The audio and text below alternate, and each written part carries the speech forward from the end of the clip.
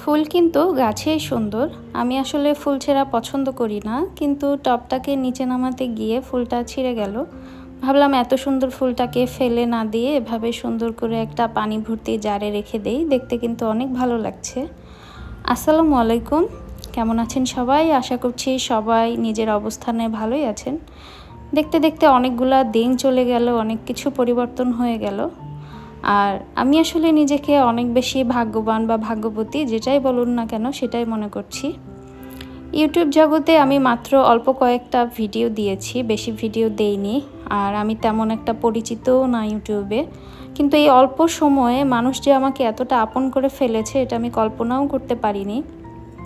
আমি যখন এতদিন ভিডিও দেইনি, মানুষ কিন্তু আমাকে খুঁজেছে, আপু তোমার কি হয়েছে, কেন ভিডিও দিচ্ছ না, আমরা তোমার ভিডিওর অপেক্ষা করছি।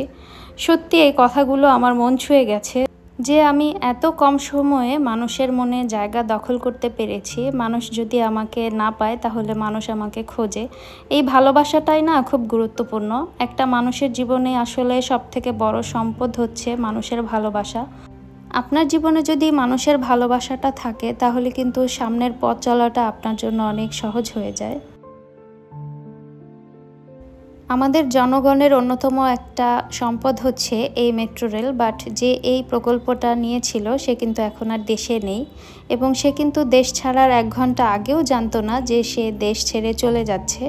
আসলেই মানুষ আসলে কখনো যেটা কল্পনা করে না যে কখন কি হয়ে যাবে, তার সাথেও কিন্তু সেটা হয়ে যায়। আমার কাছে কিন্তু সবই একটা কল্পনার মতো লাগছে যে এত কিছু কিভাবে এত তাড়াতাড়ি পরিবর্তন হয়ে গেল। এই যে দেখছেন আমি কিন্তু বৃক্ষমেলায় এসেছি, এটা কিন্তু অনেক আগের ভিডিও, যখন দেশে এত সমস্যা ছিল না, দেশের অবস্থা শান্তিময় ছিল, সেই অবস্থায় এই ভিডিওগুলো করা ছিল। তো এই ভিডিওটা দেখে ভাবছিলাম যে কিছুদিন আগেও দেশটা একরকম ছিল, এখন কিন্তু দেশে অনেকটা পরিবর্তন হয়ে গিয়েছে। ওই যে আমি কিছুক্ষণ আগেই বলেছি, কখন যে কি হবে আমরা আসলে কেউই তা জানি না। আমরা একভাবে নিজেদের জীবনটাকে পরিকল্পনা করি, কিন্তু সেটা হয়তো অন্যরকম হয়ে যায়। আসলে সব কিছুই আল্লাহর ইচ্ছা। আমাদের পরিকল্পনার ঊর্ধ্বে যা কিছু কন্ট্রোল করে তা হচ্ছে আমাদের সৃষ্টিকর্তা মহান আল্লাহ তাআলা। আর দিন শেষে কিন্তু আমরা প্রতিটা মানুষ যারা বাংলাদেশের নাগরিক হই বা অন্য যে কোনো দেশের নাগরিকই হই না কেন, আমরা কিন্তু প্রত্যেকেই চাই নিজের দেশে শান্তি বিরাজমান থাকুক। আমরা যে পেশাতেই থাকি না কেন, যে একজন চাষাবাদ করে, একজন চাষি, সেও কিন্তু নিজের দেশের জন্যই কাজ করে যায়। যে একজন ইঞ্জিনিয়ার বা যে একজন ব্যাংকার, প্রত্যেকেই কিন্তু, এমনকি আমরা যারা ফ্রিল্যান্সার তারাও কিন্তু এই দেশের জন্য অনেক বড় গুরুত্বপূর্ণ ভূমিকা পালন করে থাকি, শুধুমাত্র একটাই কারণে, যে আমাদের দেশে একটু শান্তি থাকুক। তো আমরা সবাই চাই দেশের শান্তি। আর আমাদের অনেকেরই বিদেশ যাওয়ার মতো ক্যাপাবল অবস্থা থাকলেও আমরা আসলে নিজের জন্মভূমিটাকে এত বেশি ভালোবাসি যে বিদেশ যেতে আর ইচ্ছা করে না, কারণ আমরা তো আসলে দিন শেষে এই পরিবেশটার সাথেই অভ্যস্ত হয়ে গিয়েছি। যেমন আমার ভাসুর যে আছেন, তিনি কিন্তু ইউকেতে থাকেন, তো ওইখানের ওয়েদার কিন্তু অনেক ঠান্ডা, তো ওরা ম্যাক্সিমাম সময় ঘরে কাটায়। আর বাহিরের পরিবেশটা কিন্তু খুবই নির্জন থাকে, অনেক ঠান্ডা থাকে।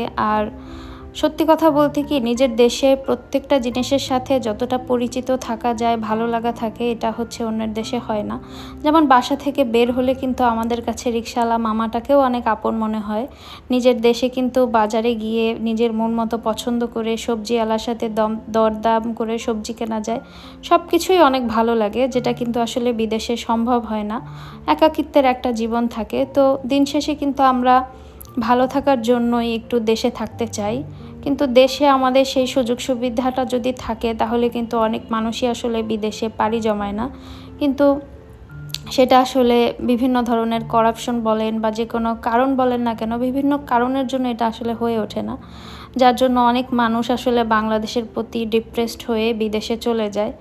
আরেকটা জিনিস খেয়াল করে দেখবেন, একটা মানুষ যখন 16-17 বছর পড়াশোনা করে, তারপর সে অবশ্যই একটা চাকরি পাবে এই আশা নিয়েই থাকে, কিন্তু যখন সে দেখে না চাকরির বাজারে অনেক বেশি দরদাম চলছে, এখানে চাকরি পাওয়া সম্ভব না, বা চাকরি পেলেও তাকে সেই পরিমাণে মূল্যায়ন করা হচ্ছে না বা তাকে সেই পরিমাণে স্যালারি দেওয়া হচ্ছে না, সে কিন্তু অবশ্যই অন্য কোনো কিছু চিন্তা করবে বা অন্য কোথায় তাকে বেশি গুরুত্ব দিচ্ছে, তার পড়াশোনাটাকে কদর করছে, সে সেই ব্যবস্থাই করবে তার জন্য। এটা কিন্তু অস্বাভাবিক কিছু না। কিন্তু আমরা যদি বাংলাদেশে এরকম একটা সিস্টেম করি যে আসলে বেকারত্ব যে সমস্যাটা এটা দূর করার জন্য, তাহলে কিন্তু অনেক মানুষই আর বিদেশে পাড়ি জমায় না। তো আমি মনে করি এই জিনিসগুলো আসলে সবারই একটু ভাবা দরকার। আসলে দিন শেষে আমরা সবাই নিজের জন্মভূমি, নিজের দেশ বাংলাদেশকে অনেক ভালোবাসি।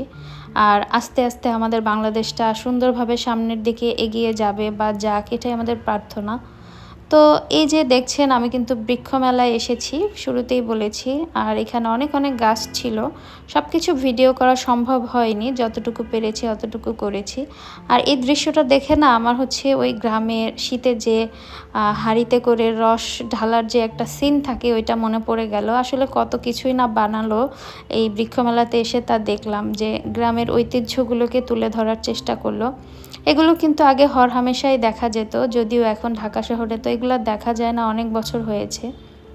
আমার কাছে কিন্তু এটা দেখতে খুব ভালো লেগেছে, আসলে এত সুন্দর করে বানানো হয়েছে। তাই ভাবলাম আপনাদের জন্য একটু ভিডিও করি, আপনারা দেখে মজা পাবেন। আর এইটা মেবি খেজুর গাছ, হ্যাঁ মেবি না, এটা খেজুর গাছই। এটা হচ্ছে সৌদি আরব থেকে আনা, সেটাকে অনেক সুন্দর করে ওরা সাজিয়ে রেখেছে। আর বিভিন্ন জায়গা বিভিন্নভাবে সুন্দর করে সাজিয়েছে। আমি তেমন একটা গাছ কিনিনি, অল্প কিছু গাছ কিনেছি। আর কি কি গাছ কিনেছি সেটা নেক্সট ভিডিওতে অবশ্যই শেয়ার করব। তো গাছের দোকান বা বৃক্ষ মেলা এইসব জায়গাতে আসলে না আমার এমনিতেই মন ভালো হয়ে যায়, কারণ আমার বৃক্ষ জিনিসটা খুবই পছন্দ।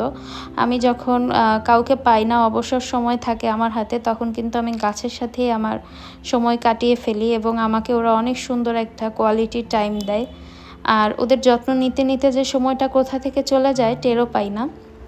তাই আমাদের সকলেরই উচিত আসলে কম বেশি বৃক্ষরোপণ করা। এটা নিজেদের মনকেও অনেক ভালো রাখে আর এটা পরিবেশের জন্য অনেক ভালো। তবে একটা জিনিস খেয়াল করলাম কি জানেন, আসলে আমরা নার্সারি থেকে যে গাছগুলো কিনি তার থেকে কিন্তু মেলাতে দ্বিগুণ পরিমাণে দাম বেশি নিচ্ছে। এটার কারণটা বুঝলাম না, হয়তো অনেক সুন্দর করে ডেকোরেশন করে সাজিয়েছে, এই কারণেই হতে পারে, এর বাইরে তো আর কোনো কিছু মাথায় ধরছে না। তো আজ আমি এখান থেকেই বিদায় নিচ্ছি। সবাই ভালো থাকবেন, সুস্থ থাকবেন।